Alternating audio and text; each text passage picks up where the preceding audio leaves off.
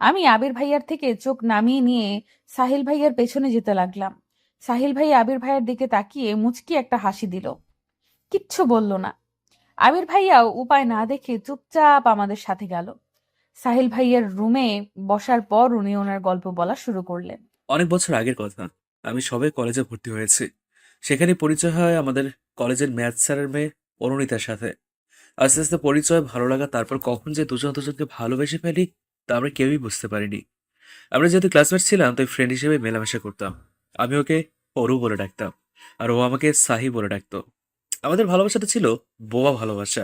মানে কেউ কাউকে সরাসরি বলিনি যে ভালোবাসি, তবে দুজনেই দুজনকে ভালোবাসতাম তো বুঝতে পারতাম। আর এটা যে শুধু আমরা বুঝতে পারতাম তা নয়, কলেজের সবাই একসময় জেনে যায় যে আমি অরুকে ভালোবাসি।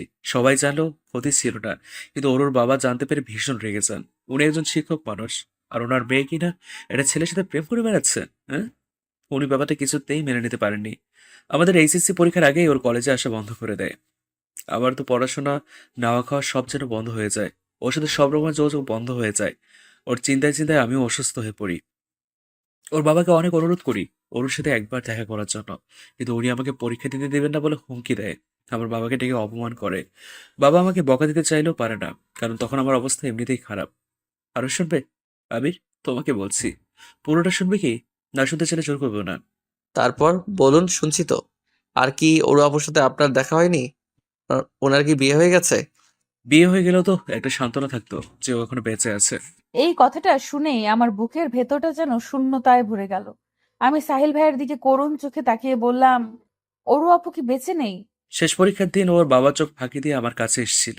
আমাকে বারবার বলেছিল ওকে নিয়ে যেন পালিয়ে যাই কোথাও, ওকে যেন বিয়ে করে নিই। তারপর যা হয় দেখা যাবে। আমি তখন অনেক ছোট। ওই সময় বিয়ে। আমি ওরকে বোঝাতে চেষ্টা করি যে আস্তে আস্তে সব ঠিক হয়ে যাবে।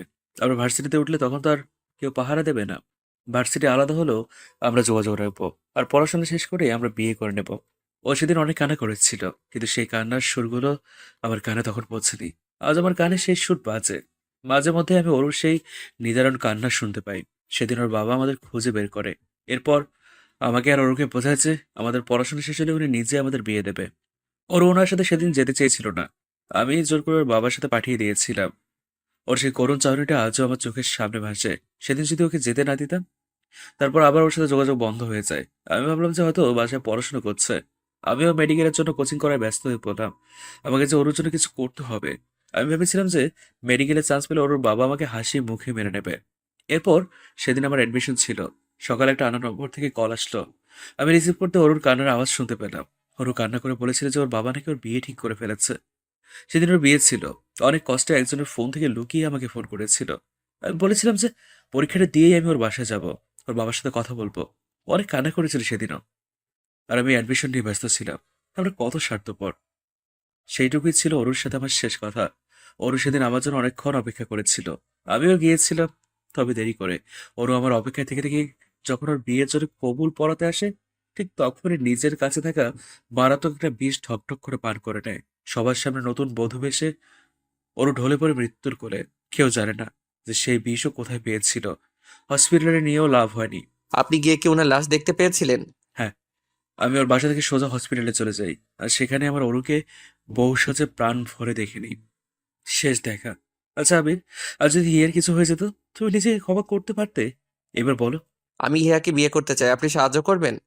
অবশ্যই, চলো আমার সাথে। আমাদের সাথে তো কোনো কাগজপত্র নেই, তাহলে? ওসব কিছুই লাগবে না, তুমি চলো আমার সাথে। তারপর উনি আমাদের ওই হসপিটালের মসজিদের সামনে দাঁড় করিয়ে ভেতরে চলে গেলেন। আমি আর আবির ভাইয়া চুপচাপ ওনার অপেক্ষা করতে লাগলাম। কয়েক মিনিট পর সাহিল ভাইয়া বাইরে এসে বললেন যে ব্যবস্থা হয়ে গেছে। তারপর আমাদের মসজিদের বারান্দার মতো একটা জায়গায় নিয়ে বসালেন। তারপর ইমাদ সাহেব আবির ভাইয়া আর আমাকে উদ্দেশ্য করে বললেন, তোমরা কি সত্যি এভাবে বিয়ে করতে চাও? কোনো কাগজপত্র নেই, শুধু ইসলামের শরীয়ত মোতাবেক কবুল পড়াতে পারবো আমি। কাগজপত্র তোমরা যে কোনো সময় নিতে পারবে। বলো রাজি? ওরা কি বলবে? আমি এখন ওদের গার্জিয়ান, আপনি বিয়ে পড়ান। আবির ভাইয়া কিছু বলতে গিয়েও বললেন না। আমিও আর কিছু বললাম না।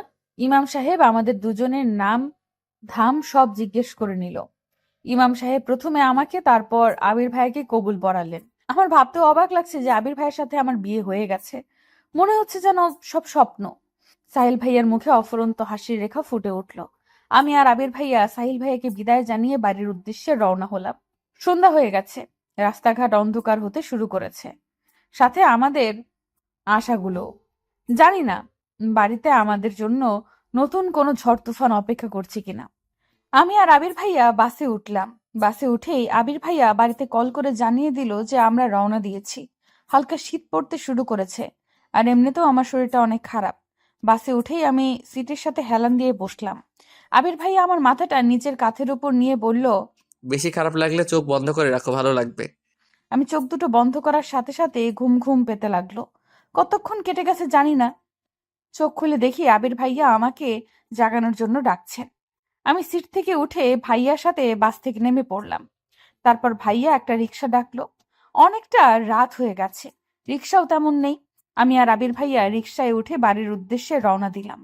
ভয়ে আমার আত্মা শুকিয়ে যাচ্ছে। সকালে কাউকে না জানিয়ে চলে গিয়েছিলাম, এখন না জানি সবাই কি বলবে। সবাই নাকি আমার উপরে ভীষণ রেগে আছে। আমি ভয়ে ভয়ে আবির ভাইকে বললাম, সবাই তো এমনিতেই আমার উপরে রেগে আছে, যদি শুনে যে আমরা বিয়ে করে নিয়েছি তাহলে তো আরো রাগারাগি করবে, আপনাকে অনেক বকাবকি করবে। আরে পাগল, আমরা কি গিয়েই বলবো নাকি যে আমরা বিয়ে করে নিয়েছি? পরিস্থিতি বুঝে কথা বলতে হবে, আমাদের বিয়ের কথা ভুলেও মুখে আনবি না। আগে দেখ কি হয় তারপরে। যদি সাহিল ভাইয়ার কথাই ঠিক হয়, ওই ছেলেটা যদি এখনো আমাদের বাড়িতেই থাকে আর আমি যাওয়ার সাথে সাথে আমাকে জোর করে বিয়ে দিয়ে দেয়। তুই এখন অনেক অসুস্থ, আর আমার মনে হয় না যে এই অবস্থায় বাড়ির সবাই তোর বিয়ে নিয়ে কথা বলবে। যদি বলে? তুইও এই সাহিল ভাইয়ার মতো নেগেটিভ ভাবতে শুরু করেছিস। চুপচাপ চল, বেশি কথা বলতে হবে না, সে যা হয় দেখা যাবে। রিক্সা থেকে নামতেই দেখতে পেলাম যে হিমা আর আমার মা গেটের সামনে দাঁড়িয়ে আছে। আমাকে দেখেই হিমা দৌড়ে আসলো, তারপর কান্না করতে করতে বলল, তুই কাউকে কিছু না বলে কোথায় গিয়েছিলি? আমরা তোকে কত খুঁজেছি জানিস? সবাই কত চিন্তা করছিল যদি তোর কিছু হয়ে যেত। ভাগ্যিস সাহেল ভাই ফোন করেছিল, আর একটু দেরি হলেই তো বড় কাকা পুলিশের কাছে যেতে চলেছিল। যদিও এইটুকু বলতেই মা হিমাকে থামিয়ে দিয়ে আমাকে বাড়ির মধ্যে টেনে নিয়ে গেলেন। তারপর জিজ্ঞেস করলো, তুই ঠিক আছিস তো? তোর বাবা আর কাকারা কিন্তু ভীষণ রেগে আছে। একটা কথা বলবি না, গিয়ে কি লাভ হলো? দেখলি তো, মা বাবা ছাড়া কেউ আপন হয় না। এবার লক্ষ্মী মেয়ের মতো আমাদের পছন্দের ছেলেকে বিয়ে করে নিবি। আমার প্রচন্ড রাগ হচ্ছে মায়ের কথা শুনে। আমি বাইরে থেকে আসলাম, এত বড় একটা ঘটনা ঘটে গেল, তারপরেও মা সেই বিয়ে দেওয়া নিয়েই পড়ে আছে। আমি কিছুটা রেগে গিয়ে বললাম, মা, তুমি আমার চিন্তা করা বাদ দিয়ে এখনো বিয়ের চিন্তা করছো? আমি বলছি তো আমি অন্য কাউকে বিয়ে করতে পারবো না। মা আমাকে আবির ভাইয়াদের বসার ঘরে নিয়ে গেল, আর ওখানে বাবা কাকারা চাচিরা সবাই ছিল। আমার শেষের কথাটা এত জোরে বলেছি যে সবাই সেটা শুনতে পেয়েছে। আমার কথাটা শুনেই বাবা বলে উঠলেন, ছি হিয়া, তুই আমার মেয়ে হয়ে আমার মান মর্যাদা সব মাটির সাথে মিশিয়ে দিলি। তোর একবারও আমার কথা মনে হলো না? এখনো তুই ওই ছেলেটার কথাই বলছিস? তোর লজ্জা করছে না? প্রথমে অভিক, আর তারপর তুই চুপ করবি একটু? মেয়েটাকে আগে আসতে দে, তারপর সিদ্ধান্ত নেওয়া যাবে।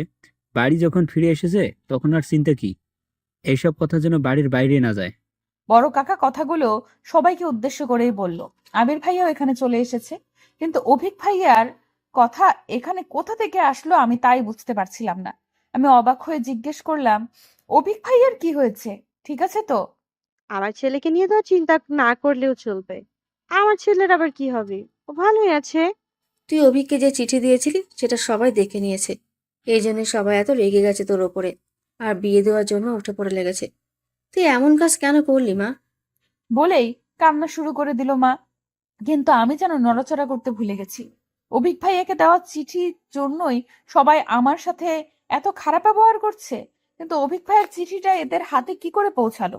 অভিক ভাইয়াকে দিয়েছিল নাকি বাড়িতে রেখে গিয়েছিল সেটা দেখেই, কিন্তু এরা জানবে কি করে যে চিঠিটা আমি লিখেছি? তাহলে কি হিমা নিজের বাঁচার জন্য? এইটুকু ভাবতে আমার পুরো পৃথিবী শূন্য হয়ে গেল। আমি কি করব আর কি বলবো বুঝে উঠতে পারছিলাম না। বুঝে উঠতে না পেরে সোফার উপরে বসে পড়লাম। আবির ভাইয়া আমার পাশ থেকে মায়ের কথাগুলো শুনে ফেলে চেঁচিয়ে ওঠে, তোমরা যে চিঠির জন্য হিয়াকে ভুল বুঝছো, ওই চিঠিটা হিয়া দেয়নি, তোমরা ভুল বুঝছো। তুই যা জানিস না তা নিয়ে কেন কথা বলছিস? আর ওই মেয়ের হয়ে তুই কেন কথা বলছিস? হিমা এমন একটা কাজ করবে আমিও কখনো ভাবতে পারিনি। কিন্তু আমরা সবাই হাতের লেখা মিলিয়ে দেখেছি, ওটা হিয়ার লেখার চিঠি। নিজের চাচাতো ভাইকে ওভাবে কেউ চিঠি লেগেছি? আমার সম্পর্কে সবার এত খারাপ ধারণা দেখে আমার মরে যেতে ইচ্ছে হচ্ছে। হিমার একটা ভুল আজ আমাকে এখানে এনে দাঁড় করিয়েছে। যারা আমাকে এত ভালোবাসতো তারা আমাকে ভুল বুঝছে। মা, ওটা হিয়াই লিখেছিল, তবে অন্য একটা মেয়ের জন্য। ওই মেয়েটাই ওকে বলেছিল চিঠিটা লিখে দিতে। তোমরা অবিক ভাইয়াকে জিজ্ঞেস করনি? অবিক ভাইয়া তো জানে সব, ওই চিঠিটা কে দিয়েছিল। ভাইয়াকে জিজ্ঞেস করলে তো সব সত্যিটা জানা যাবে। আবির, তুই এর মধ্যে নাক কেন গলাচ্ছিস? তুই কি করে জানিস চিঠির কথা? তোদেরকে তো বলিনি কিছু। আর আমার ছেলেকে এসব ঝামেলার মধ্যে টেনে আনবি না। ওকে আমি জিজ্ঞেস করেছিলাম যে ও কাউকে পছন্দ করে কিনা। ও না বলেছে। কিন্তু চাচি, অবিক ভাইয়াকে জিজ্ঞেস করা দরকার। সত্যিটা না জেনে আপনারা হিয়াকে কিভাবে দোষারোপ করতে পারেন? আমি আর এইসব নিয়ে কোনো কথা শুনতে চাই না। আর আবির, বড়দের সাথে সম্মান দিয়ে কথা বলতে শিখো। বেয়াদবি কোথা থেকে শিখছো? সবাই যে যার রুমে চলে যাও। কাল সকালে হিয়ার বিয়ে। এই নিয়ে আমি আর কোনো কথা শুনতে চাই না। এই মেয়েকে যত ঘরে রাখা যাবে তত খারাপ। আরো ছেলে মেয়ে আছে, তাদেরকে তো বিয়ে দিতে হবে। যার এই বিয়ে পছন্দ হবে না, সে কালকের জন্য বাড়ি থেকে চলে যেতে পারো। শেষের কথাগুলো কাকা আবির ভাইকে উদ্দেশ্য করে বলল। আমি বারবার হিমার দিকে তাকাচ্ছি। ভয়ে হিমার মুখ হলুদ হয়ে গেছে। ও ভয়ে আছে যে সবাই যখন জানতে পারবে যে চিঠিটা ওই দিয়েছিল তখন কি হবে। আমার সাথে সাথে ওর জীবনটাও শেষ হয়ে যাবে। বড় কাকার কথাগুলো শুনে সবাই রুম থেকে বের হয়ে যাচ্ছিল। তখন আবির ভাইয়া বলে উঠল, হিয়াকে যদি তোমরা বিয়ে দিতেই চাও তবে আমার সাথেই দাও। কথাটা বলার সাথে সাথেই মেছু কাকা আবির ভাইয়ার গালে একটা থাপ্পড় বসিয়ে দিলেন। আমরা সবাই অবাক হয়ে গেছি। চাচিও এগিয়ে গিয়ে বললেন, কেন? এই মেয়েকে তুই কেন বিয়ে করবি? দেশে কি মেয়ের অভাব পড়েছে? আমার ছেলের জন্য এইরকম একটা মেয়েকে বেছে নেব? সবার কথাগুলো আমার অন্তরে ঝাঁঝরা করে ফেলছিল। কষ্টে আমার বুক ফেটে যাচ্ছিল। আমার মা আমার পাশে দাঁড়িয়ে কান্না করছে, বাবা মাথা নিচু করে দাঁড়িয়ে আছে। আমার জন্য আমার বাবা মায়ের কষ্টটা আমি কিছুতেই সহ্য করতে পারছি না। ভালোবাসা পাওয়া কি এতটাই কষ্টের? আমার নিজের ব্যবহারে নিজেরই ঘৃণা হচ্ছে। আমি সকালে ওইভাবে না গেলে হয়তো সবাই আমাকে আর আমার মা বাবাকে এত অপমান করতো না। এরা নিজের মানুষ হয়েই এমন ব্যবহার কি করে করতে পারছে? মা আমাকে টেনে বের হয়ে আসলেন। বাবাও মাথা নিচু করে চলে আসলেন। বড় চাচা আবির ভাইকে বলতে লাগলো, বড় হয়েছে ঠিকই, কিন্তু কোথায় কি বলতে হয় তা শেখোনি। কোন সাহসে তুমি ওকে বিয়ে করতে চাও? ওই মেয়েকে কিছুতেই আমি আমার ছেলের বউ হিসেবে মেনে নিব না। প্রথমে অভিক, তারপর ওই ছেলেটা কি যেন না, সাহিল। ওদেরকে পটাতে পারেনি, আর এখন আমার ছেলের পিছে পড়েছে। আমি ওখানেই দাঁড়িয়ে পড়েছি আবির ভাইয়ের উত্তর শোনার জন্য। মা আমাকে টানছে চলে যাওয়ার জন্য। বাবা ঘরে চলে গেছে। বড় কাকাও দরজার বাইরে চলে এসেছেন। তখন আবির ভাইয়া বলে উঠল, আমি হিয়াকে বিয়ে করে নিয়েছি। আবির ভাইয়ার মুখে এরকম কথা শুনে সবাই পাথরের মতো নিশ্চুপ হয়ে গেল। বড় কাকাও থেমে গেছে। মা আমার হাতটা ছেড়ে দিল। কেউ যেন বুঝতে পারছে না যে আবির ভাইয়া আসলে কি বলছে। আবির ভাইয়ার মা কান্না শুরু করে দিলেন। তারপর বললেন, আবির, তুই কি বললি? আমি হিয়াকে বিয়ে করে নিয়েছি। শুনেছো? এবার হিয়া এখন আমার স্ত্রী। দুনিয়ার আর কারো শক্তি নেই ওকে বিয়ে দেওয়ার। বিবাহিত একটা মেয়েকে আর কি বিয়ে দিবে? আর হিয়া বাড়ি থেকে আমার কাছে গিয়েছিল, সাইলের কাছে নয়। হিয়া শুধু আমাকেই ভালোবাসে, অবিক ভাইয়াকে নয়। পুরো বাড়ি জুড়ে যেন মুহূর্তেই নীরবতা ছেয়ে গেল। বড় কাকা হিমাকে দিয়ে বাবাকে ডেকে পাঠালেন। সবাই আবার ওখানে বসলো।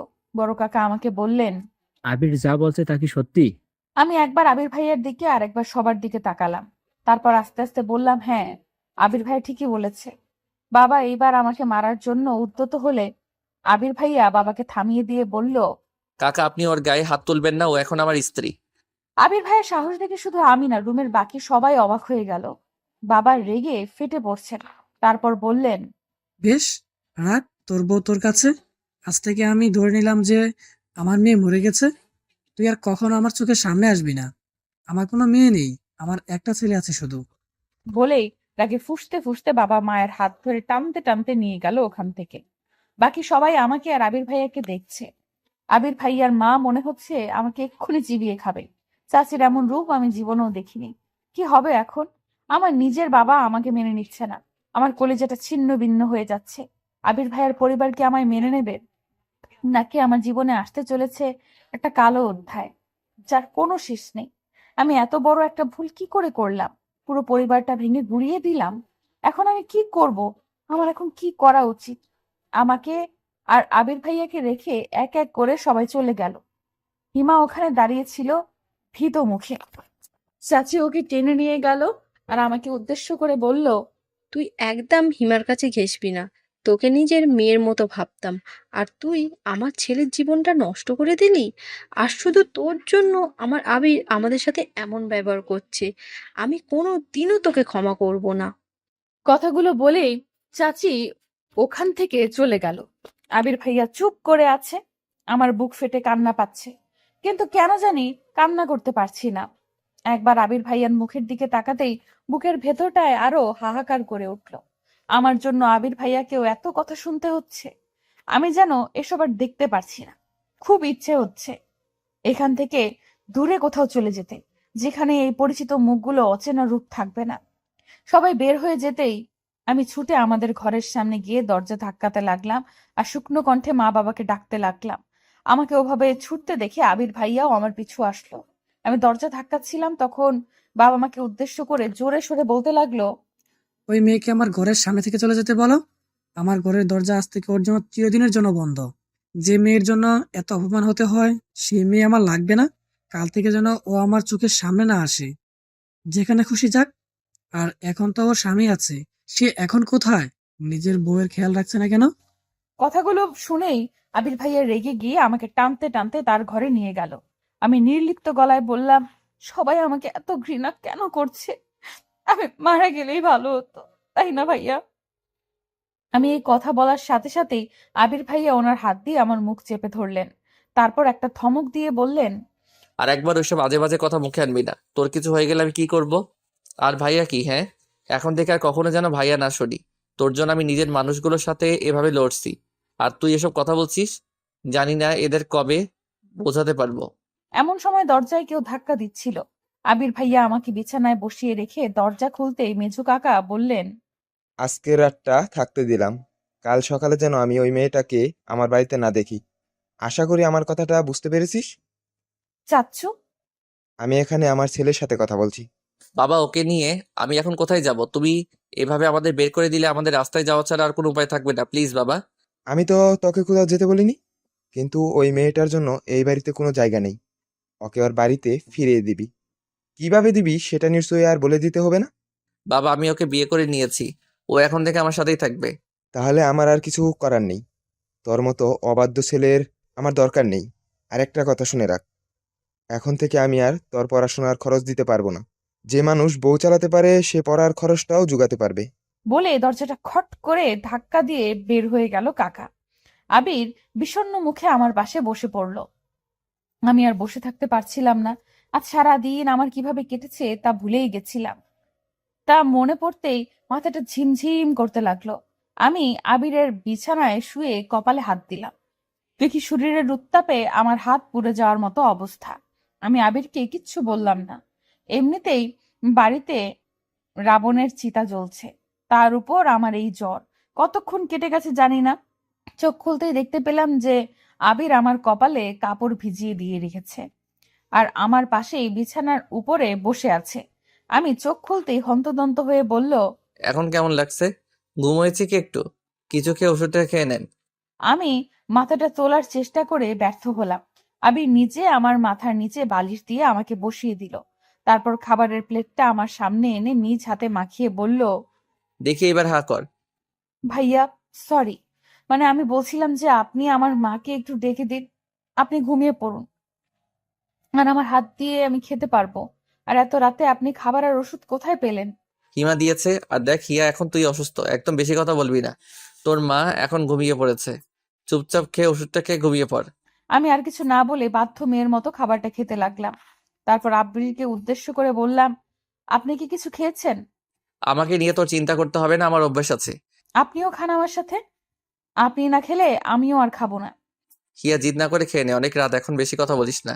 অবশেষে আমার জিদের কাছে আবির হেরে গেল আর ও নিজেও আমার সাথে খেয়ে নিল। তারপর আমি ওষুধ খেয়ে কখন ঘুমিয়ে পড়েছি মনে নেই।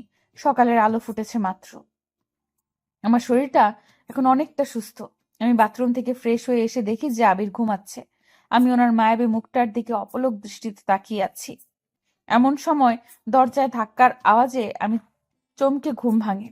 আমি দরজা খুলতেই হিমা হন্তদন্ত হয়ে রুমে প্রবেশ করেই আশেপাশে দেখে দরজাটা বন্ধ করে দেয়। আমি অবাক হয়ে জিজ্ঞেস করলাম, এত সকালে তুই? কি হয়েছে? এমন হাঁপাচ্ছিস কেন? তোর জ্বর তো এখন নেই। শোন, তোকে যা বলতে এসেছি, তুই কি সত্যি আবির ভাইকে ভালোবাসিস? না মানে, আমি বলতে চাচ্ছিলাম যে আমাদের দেখে তোর কি মনে হয় আমরা সবাইকে কষ্ট দিচ্ছি নাটক করার জন্য? তোর একটা চিঠি পুরো পরিবারকে ভেঙে দিচ্ছে, আর তুই আমাকে জিজ্ঞেস করছিস আমি তোর ভাইকে ভালোবাসি কিনা?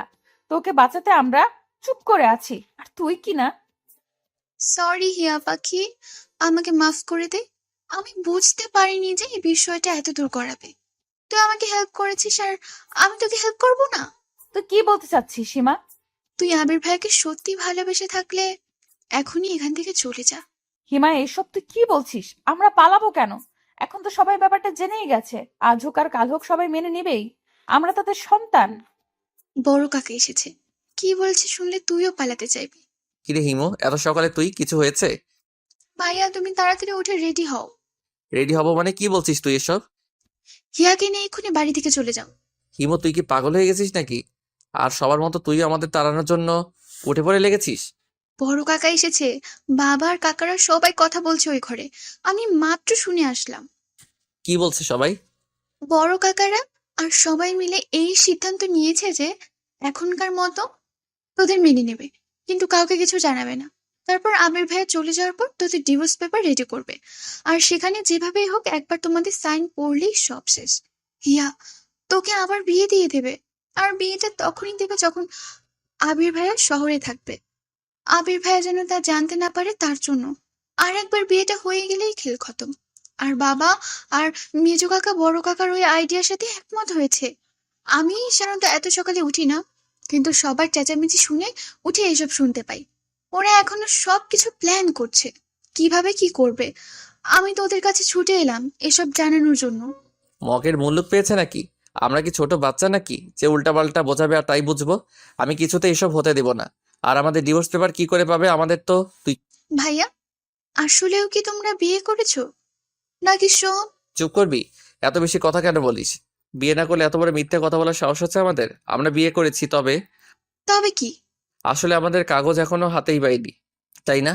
আর আমরা কিছুতেই বড় কাকার ফাঁদে পা দেব না। তার আগে বল, তুই কি 100% শিওর? 100% মানে 1000% শিওর। আর কিছুক্ষণ থাকলে ওরা চলে আসবে।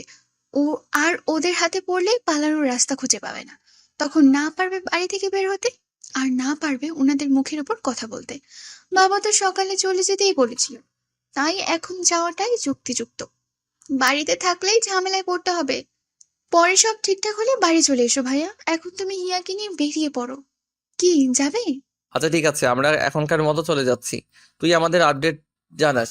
কিরে, তুই কথা বলছিস না কেন? যাবি না আমার সাথে নাকি তুই? অবশ্যই। আমি এখানে থাকলে তো আমাকে বিয়ে দিয়ে দিবে। আমি একাই আপনার কাছে চলে গিয়েছিলাম, আর এখন তো আপনার সাথেই যাব। এখন আর ভয় কি? ভয় হচ্ছে না? কিসের ভয়? আমি কোথায় নিয়ে যাব, কিভাবে রাখবো, কি খাওয়াবো, এসব ভেবে চিন্তা হচ্ছে না? আপনি যেখানে নিয়ে যাবেন আমি সেখানেই যাব। আপনি যেখানে থাকবেন আমিও সেখানেই থাকবো। আর আপনি যা খাবেন আমিও তাই খাবো। কষ্ট হলে সহ্য করতে পারবি? আপন মানুষদের থেকে এত কষ্ট যে মেয়ে হজম করতে পারে, সে অন্য যে কোনো কষ্ট হাসি মুখে বরণ করে নিতে পারে। আপনি শুধু আমাকে এখান থেকে দূরে নিয়ে চলুন। আমি আর এদের এমন ঘৃণার চাহনি সহ্য করতে পারছি না। আমি হিয়ার ঘরে যাচ্ছি, ওর কিছু প্রয়োজনীয় জিনিস নিয়ে আসছি। সবাই এখন বসার ঘরেই আছে। তোমরা তাড়াতাড়ি রেডি হয়ে নাও, বেশি দেরি করা যাবে না। আবির ফ্রেশ হয়ে আসতে আসতে হিমাও একটা ছোটখাটো ব্যাগ নিয়ে হাজির হলো। ওই ব্যাগে কি আছে আমি নিজেও জানি না। ব্যাগের সাথে সাথে হিমা কিছু টাকাও তুলে দিল আবিরের হাতে, আর বলল, কিছু আমার জমানো টাকা, কিছু মায়ের জমানো টাকা, আর কিছু বাবার টাকা থেকে নিয়েছি। কত আছে জানি না, তবে 15-20 হাজার হবে হয়তো। তুই সবার টাকা চুরি করেছিস কেন? এসব নিয়ে এখন তোমার ভাবতে হবে না। মা বাবা যা বলে সেটা পরে দেখা যাবে। তারা এমনিতেই বুঝবে যে টাকাগুলো তুমি নিয়ে গেছো। আমার কিছু হবে না। আর তুমি না থাকলে গালাগালি কাকে করবে? তোমরা তাড়াতাড়ি বের হও, আর হিয়ার খেয়াল রেখো। ও বাইরে কখনো থাকেনি তো। সেটা তোকে বলে দিতে হবে না। তুই নিজের খেয়াল রাখিস আর এমন কোনো ভুল করিস না যা পুরো পরিবারের জন্য অভিশাপ বয়ে আনে। আমরা বের হব, আর তখনই দেখি যে আমার মা আমার দিকেই আসছে। তারপর কান্না বিজড়িত কণ্ঠে বলল, হিয়া, সবাই তোদের মেনে নিয়েছে। আবিরের পড়াশোনা শেষ হলে তাদের ধুমধামে বিয়ে দিয়ে দেবে। মায়ের আশা দেখে আবির ব্যাগটা খাটের তলায় লুকিয়ে ফেললো। হিমাও দরজার আড়ালে লুকিয়ে পড়লো। আমি মাকে জড়িয়ে ধরে কাঁপতে লাগলাম। তারপর বললাম, সবাই কোথায় মা? আমি জানতাম সবাই আমাদের ক্ষমা করে দেবে। সবাই বসার ঘরে তোদের নিয়ে আলোচনা করছে। আমি তোকে জানাতে আসলাম কথাটা। চল মা, ঘরে চল। মা, তুমি আমার জন্য 1 কাপ চা বানাও তো। যাও, আমি আসছি একটু পরে। মা খুশি মনে ওখান থেকে চলে যেতেই আমি আর আবির পা টিপে টিপে বাড়ি থেকে বেরিয়ে পড়ি। হিমা বারবার দেখছিল যে কেউ আসছিল কিনা। অবশেষে আমরা সফলভাবে রাস্তায় পৌঁছে গেলাম। রাস্তায় কোনো রিক্সা ছিল না। আমরা হেঁটেই কিছু দূরে গেলাম। তারপর আবির কেউ একজনকে ফোন করে আসতে বলল।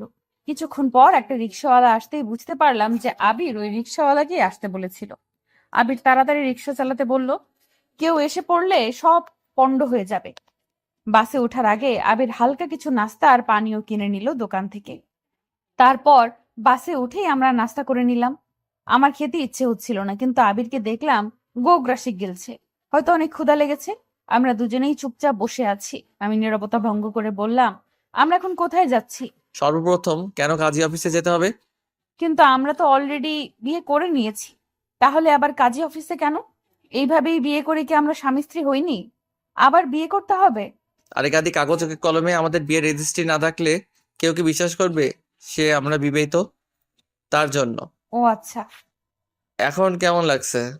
খারাপ লাগছে খুব? ভালোই লাগছে। আপনি পাশে থাকলে খারাপ লাগা আমার ধারে কাছেও ঘেঁষতে পারে না। শেষের কথাগুলো বিড়বিড় করে বলায় হয়তো আবির শুনতে পাইনি, তাই আবার বলল, অমন বিড়বিড় করছিস কেন? যা বলার জোরে বল। না কিছু না। বাড়ি থেকে আবিরকে কল করেই যাচ্ছে। আবির কল রিসিভ করছে না।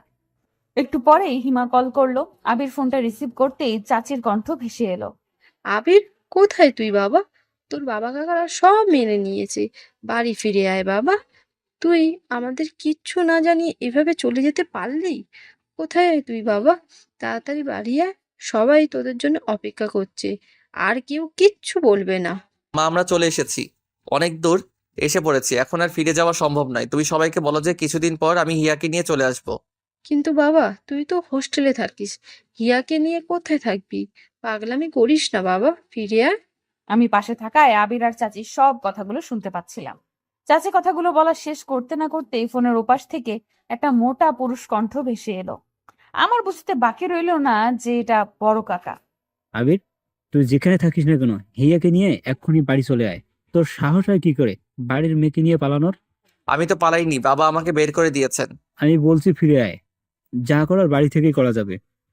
আমাদের আজকে বিয়ে দিবেন কি বাড়ি গেলে? বেহায়া ছেলের কথা দেখো।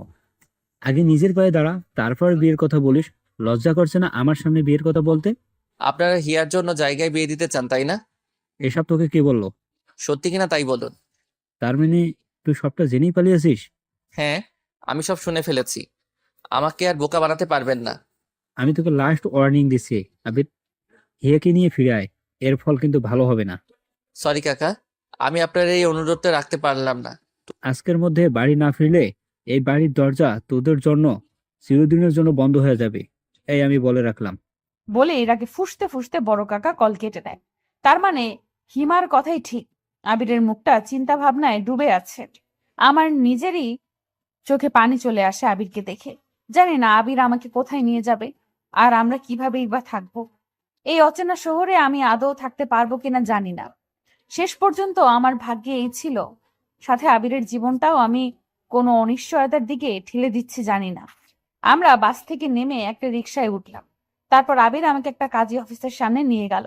সেখানে আগে থেকেই নিশি আপু আর আবিরের আরেকটা ফ্রেন্ড ছিল। আমরা যাওয়ার পর আবির আমার সাথে ওই ছেলেটার পরিচয় করিয়ে দিল। তারপর আমরা কাজী অফিসের ভেতরে ঢুকলাম। সবকিছু হয়তো আগে থেকেই ঠিক করা ছিল, তাই আমাদের বিয়ের সবকিছু শেষ করতে বেশি দেরি হলো না। এর মধ্যে আমাদের বাড়ি থেকে কয়েকবার ফোন এসেছে, আবির রিসিভ করেনি। কাজী অফিস থেকে বের হতে প্রায় দুপুর হয়ে গেল। আমরা সবাই একটা রেস্টুরেন্টে বসে লাঞ্চ শেষ করলাম। আমরা সেখানেই বসে আছি, এমন সময় হিমার ফোন দেখে আবির রিসিভ করলো। তখন হিমা বলে উঠল, ভাইয়া, তোমরা এখন বাড়ি চলে আসতে পারো। সবাই তোমাদের মেনে নিবে বলেছে। তুই তো বলেছিলি যে এসব নাটক এখন মেনে নেওয়ার অভিনয় করছো। হ্যাঁ, বলেছিলাম। তবে এবার সত্যি মেনে নেবে বলেছে। বড় কাকা নিজে বলেছে যে আজকেই সব আত্মীয়দের দাওয়াত করবে তোদের বিয়ে উপলক্ষে। যদি তোরা আজ ফিরে আসিস তো। কি বলছিস তুই এসব? আজকে সবাইকে বলবে?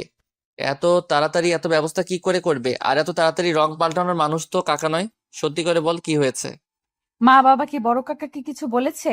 বাবার রাগ কমেছে? সবাই রাজি হয়েছে। তোর বাবাকে বড় কাকার কাছে যেতে হয়নি। বড় কাকা নিজেই ছোট কাকা আর বাবার কাছে এসে বলেছে তোদের বিয়ের ব্যাপারটা তাড়াতাড়ি সবাইকে জানাতে। রিয়েলি? হ্যাঁ, আর মজার ব্যাপার কি জানিস? না বললে জানবো কি করে? অভিক ভাইয়া এসেছে।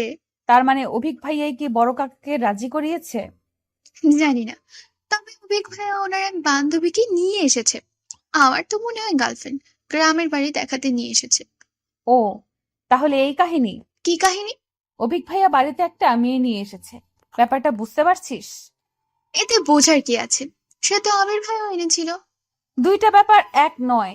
তুই বলি না অভিক ভাইয়া যাকে এনেছে সে ওনার গার্লফ্রেন্ড হতে পারে।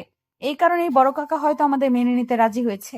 নইলে নিজের পছন্দের মেয়েকে কি মেনে নিতে পারে? মানে, তুই কি বলতে চাইছিস শিয়া? বড় কাকা নিজের ছেলের জন্য তোদের মেনে নিচ্ছে? শিওর না, তবে আমার যা মনে হলো তাই বললাম। আরে শোন, আমি মাকে সত্যিটা বলে দিয়েছি। কোন সত্যি? চিঠির ব্যাপারটা। আর কেউ জানে? না, আর সবাইকে অভিক ভাইয়া বলে দিয়েছে যে চিঠি লেখাটা তোর থাকলেও ওটা অন্য একটা মেয়ে দিয়েছিল। আমার মনে হয় এজন্যই বড় কাকা কিছুটা শান্ত হয়েছে। সে যাই হোক, চাচি তোকে কিছু বলেছে? বকাঝকা করলো অনেক, তারপর তোর কথা বলে অনুশোচনা করলো। নিজের মেয়ের দোষের জন্য তোকে কত কথা শোনালো। আমি হিমাকে বিদায় জানিয়ে কলটা কেটে দিলাম। ওখান থেকে বের হওয়ার পর নিশি আপু আবিরকে উদ্দেশ্য করে বলল, এখন তো তোরা লিগ্যালি হাজব্যান্ড ওয়াইফ, আর কেউ তোদের আলাদা করতে পারবে না। তোর বাড়ি থেকে যখন ডাকছে তখন তোদের বাড়ি চলে যাওয়াই উচিত। এখানে হিয়া কোথায় থাকবে? আমিও তো বাসায় থাকি তোর ভাইয়ের সাথে, মেসে থাকলে না হয় আমার কাছে রাখতাম। আর তুই তো হোস্টেলে থাকিস, ওকে যাত্রার কাছে রাখাটা ঠিক হবে না। বাড়ি গেলে যদি আবার ঝামেলা হয়? আমার ভীষণ ভয় লাগছে। আমি হিয়াকে হারাতে চাই না। ধুর পাগল, একবার পারিবারিকভাবে তোদের বিয়ের খবরটা জানাজানি হয়ে গেলে আর কে কাকে বিয়ে দিবে? আজ তো যা, কোনো সমস্যা হলে না হয় আবার দুজন পালিয়ে আসিস। বিয়ের পরেই তো আর সহজে ডিভোর্স দেওয়া যায় না, সময়ের ব্যাপার আছে না? আর নেক্সট টাইম তুই ফেরার সময় বাসা ঠিক করে তারপর হিয়াকে নিয়ে আসবি। ওকে একা ওখানে না রেখে আসলেই হবে। কিন্তু আমার তো পড়াশোনা আছে। হিয়াকে আমার সাথে কি পাঠাবে? আরে পাগল, আমিও তো পড়াশোনা করি। তোর ভাইয়া তো পড়াশোনা অবস্থাতেই বিয়ে করেছিল, এখন না হয় জব করে। কই, আমরা তো একসাথেই থাকি। তুই বুঝাবি সবাইকে। আলাদা থাকতে সমস্যা নেই, কিন্তু যদি হিয়ার আবার বিয়ে দেওয়ার চিন্তা করে? তুই এক কাজ কর, তোর বাবার সাথে কথা বলে তারপর বাড়ি যা, তাহলেই তো হয়। Good idea. আমার বাবা একবার কথা দিলে তা কখনো ফেলবে না। নিশি আপুর কথা মতো আবির ওর বাবার সাথে কথা বলল। তারপর খুশিতে প্রায় লাফিয়ে উঠে বলল, বাবা রাজি হয়েছে, আমরা আজ ফিরলে সবাইকে আমাদের বিয়ের ব্যাপারটা জানিয়ে দেবে। আর এখানে বাসা দেখে হিয়াকে নিয়েও আসতে দেবে। আমি তো ভাবতেই পারিনি বাবা। সব বড় কাকার ভয়ে আমাদের সাথে এমন ব্যবহার শুরু করেছিল। এখন বড় কাকাই যখন রাজি তখন আর ভয় কি? তারপর আমরা নিশি আপু আর আবিরের আরেক বন্ধুকে বিদায় জানিয়ে বাড়ির পথে রওনা হলাম। সারা রাস্তা আমার ভীষণ চিন্তা হচ্ছে, বাড়ি গেলে কি হবে না হবে। আমি আবিরের কাঁধে মাথা রেখে চোখ দুটো বন্ধ করে রাখলাম। ঘুম আর আসলো না। কাল থেকে জার্নি করতে করতে আজকের জার্নিটা আর কিছু মনেই হচ্ছে না। আর আবির পাশে থাকায় আরো খারাপ লাগছে না। অনেক চিন্তা ভাবনা নিয়ে বাড়িতে ঢুকলাম আমি আর আবির। আজ সন্ধে না হলেও সন্ধ্যের কাছাকাছি। আমাকে দেখে আমার খালাতো বোন ছুটে আসলো। ওকে দেখে আমি কিছুটা অবাক হয়ে গেলাম। আরো অবাক হলাম যখন দেখলাম আমাদের বাড়ি আর আবিরদের বাড়ি ভর্তি মানুষ, বাইরের কেউ না। আমার নানা বাড়ি, আবিরের নানা বাড়ি আর আমার ফুপুর বাড়ির সবাই এসেছে। আমাদের পরিবারটা আসলে অনেক বড়, তাই মনে হচ্ছে যে পুরো একটা অনুষ্ঠান বাড়ি। আমি আর আবির আস্তে আস্তে চারপাশে দেখে অবাক হয়ে গেলাম। কিরে হিয়া, কোন কোচিং এ ভর্তি হলি? কোথায় আবার? উদ্ভাস কোচিং সেন্টারে। হিয়া, ভেতরে চল। ও কেবল বাইরে থেকে আসলো আর তুই প্রশ্ন শুরু করে দিলি। তারপর আমাকে টেনে টুনে আমার রুমে নিয়ে গিয়েই দরজা লাগিয়ে দিল হিমা। তারপর বলল, তোকে তো এখন আরেকটা কথাই বলা হয়নি। আবার কি কথা? আর সুমি কোচিং এর কথা কেন জিজ্ঞেস করলো? কারণ সবাই জানে যে তুই কোচিং সেন্টারে ভর্তি হওয়ার জন্যই শহরে গিয়েছিস আবির ভাইয়ের সাথে। ও এই কথা। শুধু তাই নয়, সবাইকে এটা বলেছে যে তোর আর আমির ভাইয়ের বিয়েটা পরিবার থেকেই ঠিক করেছে। সত্যি? আমরা যে বিয়ে করে নিয়েছি এটা কাউকে বলেনি? না, বড় কাকা বলেছে যে বাড়ির মান সম্মান নষ্ট করে কি লাভ, এই বুদ্ধি। আর কোচি? কোচিং বলবে না তো কি এটা বলবে যে ছেলে মেয়ে দুইটা পালিয়ে গেছে।